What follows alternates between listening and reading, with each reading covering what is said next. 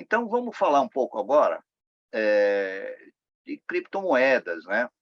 Principalmente o seguinte, bom, se eu já vi como é que eu faço, tenho uma ideia do que é um token, como é que eu faço um smart contract, e a gente já mostrou lá desde o início, né, que uma criptomoeda ela é nativa na criação de um blockchain. Então, vamos pensar, como é que eu crio a minha criptomoeda? Quer criar a criptomoeda do Tudo sobre a IoT, Thelma? O que você acha? Vamos? Ué, Será que é, é, dá é para a isso gente aí. E veja, aqui então vem a questão das estratégias, de como funciona e tudo isso, que é o ponto-chave, já que nós estamos num curso de Metaverse Expert, onde nós estamos querendo que os nossos experts não sejam programadores, mas eles sejam aqueles que têm a cabeça, o projeto, a ideia, a concepção das coisas, e é isso que interessa para nós. Então, vamos aqui falar um pouco de uma correlação que existe entre alguns termos de mercado, né, que a gente está falando aqui, ó, moeda eletrônica digital e moeda virtual digital. As duas são digitais, mas são coisas distintas, tá? Então, hoje, eu diria que todas as criptomoedas que estão aí em blockchain, elas são consideradas no mundo como moedas virtuais, visto que no mundo real eu já tenho a moeda, né, vamos dizer assim, eletrônica, a moeda digital eletrônica, que é a moeda representativa. Hoje, quando eu faço uma operação em qualquer internet bank, eu estou trabalhando com uma moeda eletrônica, é o real eletrônico ali, porque eu estou criando uma transação é, é, dentro de uma plataforma, trabalhando com uma moeda que ela existe, que eu posso ter aqui, uma moeda física em real, uma cédula, uma moeda de fato, né? Então, eu tenho que identificar esses dois tipos. Veja, no Brasil, então, uma definição do Banco Central do Brasil, que moeda eletrônica, ela é aquela moeda que está lastreada no nosso real brasileiro, na nossa moeda fiduciária brasileira. Por sua vez, as moedas virtuais, como o Bitcoin, o Ether, o DAI e outras moedas que estão aí, elas são moedas virtuais, tá? Então, as chamadas moedas virtuais, ou as criptomoedas, não são emitidas nem garantidas por uma autoridade monetária. Não podemos esquecer disso. Aqui ele define, isso aqui é texto do Banco Central, texto baseado na declaração do Banco Central em 2015, né? Ele diz assim: algumas são emitidas e intermediadas por entidades não financeiras e outras não têm sequer uma entidade responsável por sua emissão.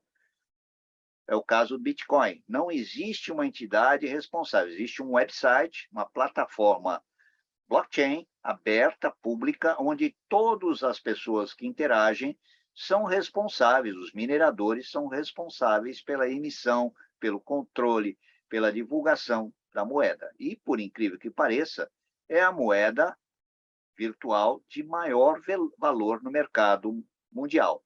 Vale muito mais que as moedas que são moedas fiduciárias. Então, vamos entender isto, e é importante que todo mundo tenha essa visão em mente.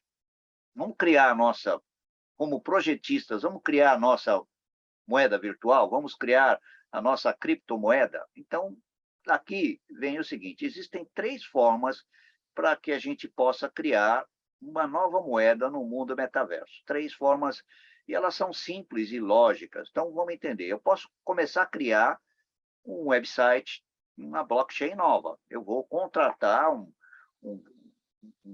uma plataforma em nuvem poderosa, com todos os recursos necessários para sustentar, já que eu espero que a minha blockchain ela tenha grande acesso, então ela é mundial, ela vai estar aberta, ela é pública, então eu vou estabelecer todas as coisas, mas veja, para fazer isso, eu preciso planejar muito, eu preciso conhecer bastante, eu tenho que ter muito dinheiro para contratar a nuvem, eu tenho que ter dinheiro para programar todo o processo, eu tenho investimento alto e tenho uma grande dificuldade técnica se eu não conhecer nada. Então, é possível? É, muita gente já fez e está aí, tem várias, tem milhares aí no mercado. Bom, o meu conhecimento não é tão grande, então eu vou falar assim, vou replicar a estrutura de uma blockchain existente. Eu vou entrar lá no bitcoin.org, vou ver a documentação dele, tudo que está lá que é público e aberto, e vou fazer outra, vou replicar isso, fazer outra igual, exatamente igual, só que eu vou mudar o nome, não vou chamar de Bitcoin, vou chamar de BitJoão. O BitJoão vai ser a minha moeda, e o BitJoão vai ser a moeda que eu vou lançar no mercado, vou fazer uma oferta, e vou pôr minha plataforma, vou colocar. Só que isso aí também exige que eu tenha, para poder fazer essa adaptação, copiar, fazer as mudanças, modificar as regras, ou qualquer coisa que eu queira inovar nessa criptomoeda, as regras dos seus tokens, toda aquela parte dos contratos inteligentes, eu vou ter que saber programar, eu vou ter que ter equipe, depois eu vou ter que dar manutenção e etc. e tal. Também não é barato e não é fácil. E a terceira forma, que talvez seja a mais, né, vamos dizer assim, palatável, a mais simples de ser feita e mais lógica, hoje, é utilizar uma plataforma já existente, como muita gente está fazendo. Por exemplo, o que fez com que a plataforma do Ethereum crescesse muito foi exatamente isso, ela estar aberta e habilitada para que quem queira criar sua criptomoeda, seu token, seja ele fungível ou não fungível, né, dentro da plataforma está aberta. Obviamente que ela vai ter uma remuneração por isso, ela vai ganhar um percentual, mas é muito mais fácil, dentro das regras, parametrizar tudo que eu preciso para criar dentro dessa plataforma a minha criptomoeda. Então, aqui vem as três grandes alternativas que a gente tem que pensar, né, quando for projetar. Daí vem a questão. Bom, ok, escolhi uma alternativa. Quais são, portanto, as etapas para fazer isto funcionar? Eu tenho aqui as etapas. Então, vamos entender. A primeira etapa é decidir sobre, independente das três opções lá na frente, eu escolhi uma delas, provavelmente aqui eu vou estar escolhendo a três, que é a mais simples, né? A plataforma está montada, já tem reputação mundial, é conhecida, tem toda uma estrutura, etc. Mas, como eu estou criando dentro dela a minha criptomoeda, a primeira coisa que eu tenho que fazer é decidir sobre o mecanismo de consenso. O que é o mecanismo de consenso? Como é que alguém vai validar as transações da minha criptomoeda, que são os mineradores, como é que vai funcionar a mineração dentro do meu processo? Que tipo de protocolo, né? Eu vou usar a prova de trabalho, né? Vou usar a prova de acesso, prova de serviço, qual é o mecanismo que eu vou aplicar? E, obviamente, se estiver diferente do mecanismo da blockchain que eu utilizei como base, eu vou ter que reescrever os protocolos aqui, as regras, para o mecanismo de consenso que eu escolhi para a minha criptomoeda. Então, apesar de não ser complicado, os códigos serem prontos, estarem escritos, eu vou ter que saber introduzir esses códigos dentro da plataforma e utilizar de qualquer maneira, vou ter que ter um esforço de programação aqui para fazer isso. Nem tudo que é simples é fácil. A segunda etapa, na minha opção aqui, né, deveria ser a primeira, porque a primeira é escolher a plataforma. Por que vem nessa lógica de construção, primeiro escolher o mecanismo? Porque quando eu escolho o mecanismo primeiro, olha, eu quero minerar, vou fazer desse jeito, isso me habilita a escolher a plataforma. Porque para facilitar a minha vida. Então, eu escolho a plataforma em segundo lugar, porque se eu já escolhi uma. Vamos imaginar que eu queira aqui usar o POS aqui como a minha forma de minerar, que é uma forma mais ecológica. Eu não, eu, enquanto o POW exige uma rede imensa, milhares de mineradores estão fazendo isso, gastando uma energia elétrica absurda no planeta. Se eu utilizar esta outra prova aqui, eu vou criar uma rede qualificada de mineradores que são validadores, e deixar aberto para que as pessoas validem os mineradores. As pessoas que vão comprar a moeda podem validar o minerador. Então, é uma arquitetura que tem um consumo energético muito menor, então eu vou escolher a plataforma adequada que trabalhe com este tipo de prova de consenso, ou seja, de mineração mais ecológica. Tá? Então, o segundo passo é escolher, né? Depois disso, eu tenho que estabelecer a rede, criar a arquitetura de nós, ou seja, como é que as pessoas que vão transacionar nessa rede blockchain, né, que vão utilizar a minha criptomoeda criada nativamente na minha rede, como é que elas vão se estabelecer? Vou criar uma API, uma interface para que elas entrem, como é que eu vou fazer? Então, eu tenho aqui um conjunto de estruturas para estabelecer. Obviamente que a minha rede vai ser uma peer-to-peer, e a partir daí eu tenho que usar os protocolos adequados, e etc., para que ela funcione. A quarta etapa, eu tenho que construir a arquitetura do blockchain. Pode ser diferente da que eu estou usando. Então, eu vou utilizar, né, uma arquitetura que vou 100% vou utilizar essa plataforma. Não, mas eu quero que a minha moeda seja transacionada em outras blockchains. Por exemplo, toda a moeda hoje prática, ela tem as exchanges, ela tem as empresas, né, que fazem o intercâmbio de moeda, e eu tenho que deixar ela aberta para outras blockchains. Eu quero transacionar a minha moeda com outras, então eu tenho que construir a minha arquitetura. Isto aqui não é complexo, porque já é padrão de muitas blockchains, depende da que eu escolho, já está operacional. Então, vou utilizar o mesmo padrão que a plataforma Ethereum tem? Tem, então está fácil. Não, vou criar um diferente. Então aqui eu tenho que programar. A etapa 5 é integrar as APIs, ou seja, as interfaces de programação, porque quando eu digo que eu vou criar um nó de rede e vou disponibilizar uma API para o meu usuário poder interagir e comprar e vender, fazer transação com a minha criptomoeda, validar a criptomoeda e tudo isso, eu tenho que ter uma interface, um programa que vai no dispositivo do usuário e que permite fazer isso. E isso tem que estar integrado com a plataforma. Então, eu tenho que fazer as duas coisas conversarem. Obviamente que, ao estabelecer isso, eu tenho que me preocupar com o projeto do usuário, da interface do usuário, o UX, a experiência do usuário no seu front-end, ou seja, como é que ele faz, né? Como é que ele faz para fazer essa compra. Tem, então, a etapa 5 e 6.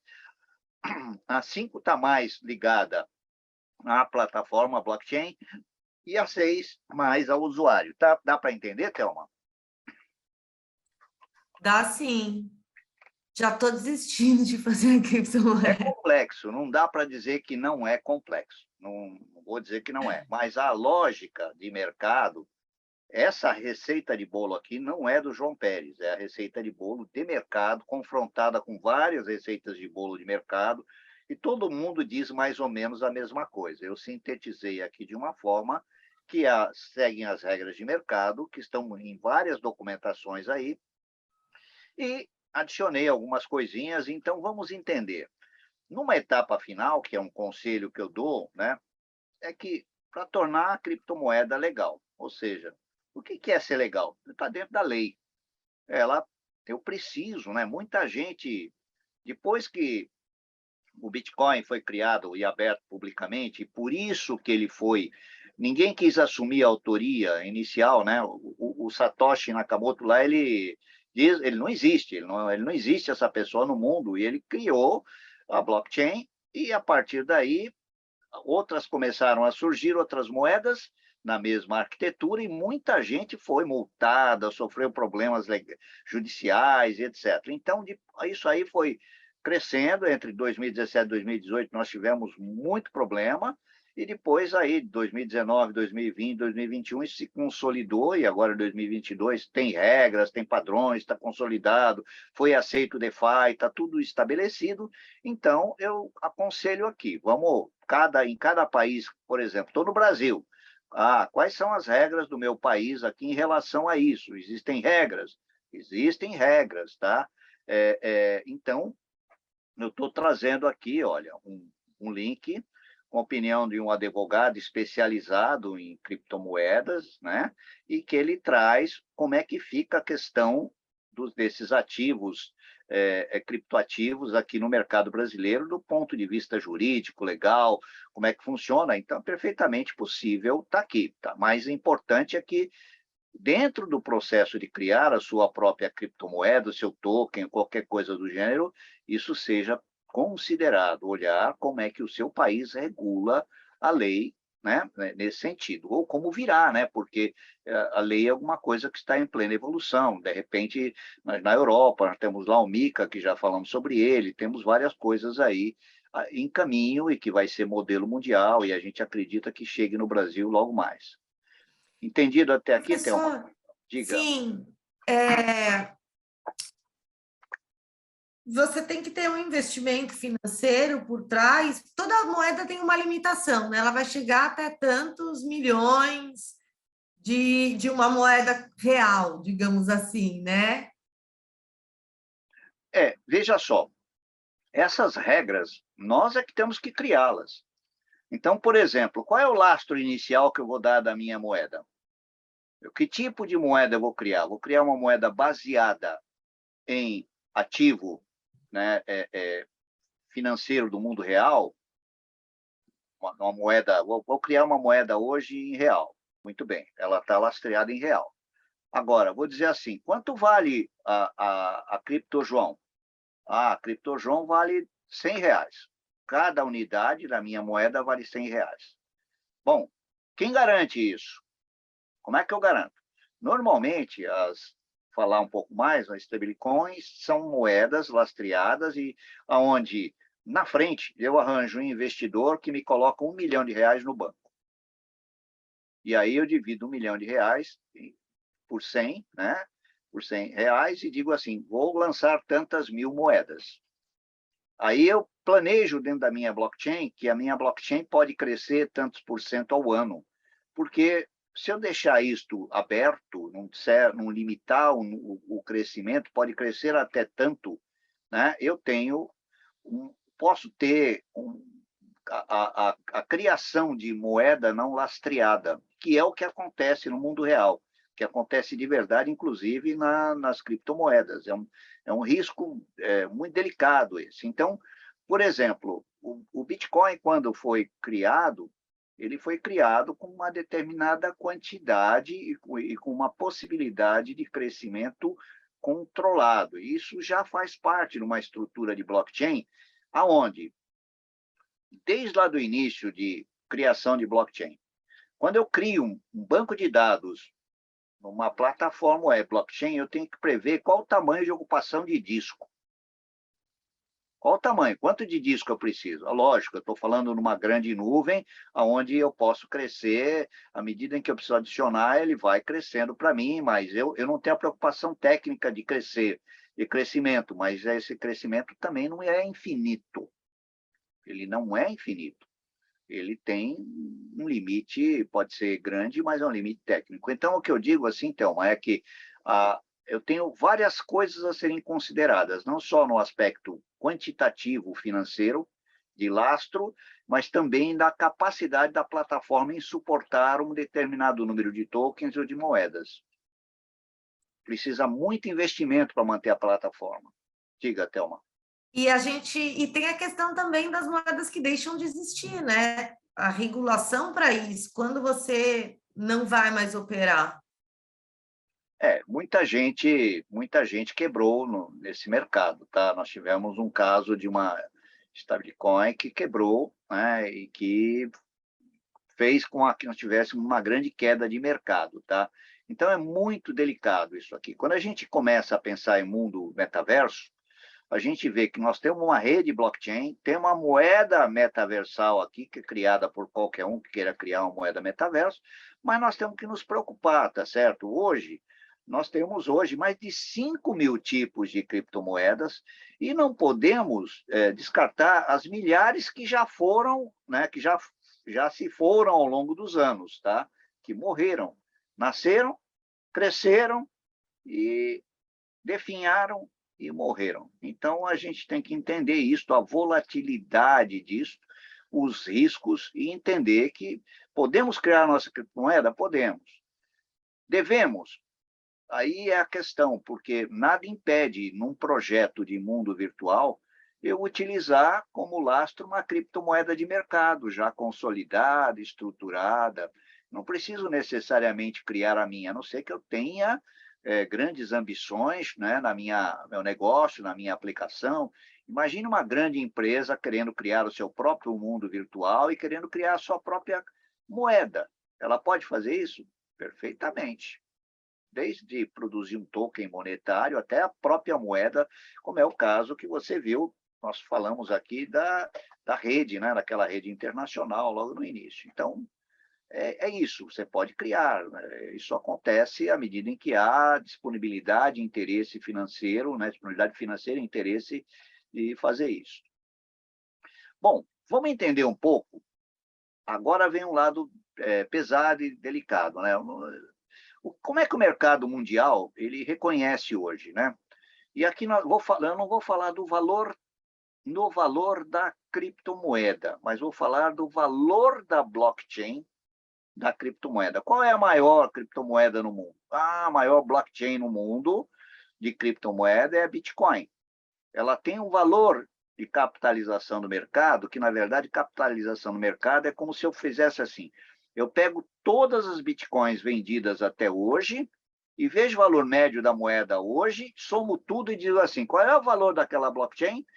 O valor da blockchain bitcoin.org é de, aqui olhando na data que foi pego isso aqui, no mês de julho de 22, ela tinha um valor de 370,09 bilhões de dólares. Um número muito respeitável.